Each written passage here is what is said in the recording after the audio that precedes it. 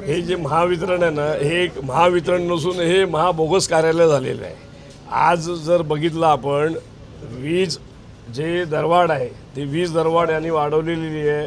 लोकांना न सांगता स्मार्ट मीटर लावत आहेत।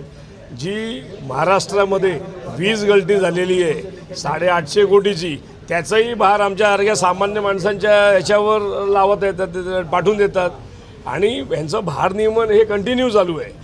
दुसरी गोष्ट, लोकांचं 150 रुपये बिल असेल, 200 रुपये बिल असेल तर हे लगेच थांबत नाही, तिथनं जाऊन मीटर कट करतात आणि लगेच त्याच्यावर 250 रुपये चार्ज घेतात। तर ह्या सगळ्यात चुकीच्या गोष्टी आहेत। या फडणवीस सरकारने सांगितलेलं होतं की आमची सत्ता आल्यानंतर आम्ही 30% वीज कपात करू, त्याच्यावर सूट देऊ, पण या सरकारने हे सगळं बोगस कारभार केलेला आहे।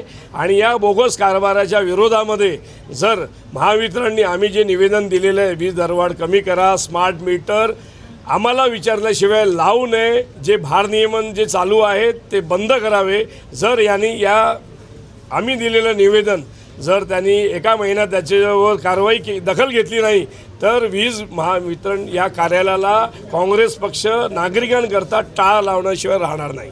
अधिकाऱ्यांनी आश्वासन दिलेलं आहे की हे जे तुम्ही निवेदन दिले ह्याच्यावर आम्ही दखल घेऊन तात्काळ कारवाई करू। आता आम्हाला हे बघायचं आहे ते कारवाई करतात की नाही करतात। त्यांनी जर कारवाई नाही केली तर महावितरण कार्यालयावर काँग्रेस पक्ष कारवाई केल्याशिवाय राहणार नाही।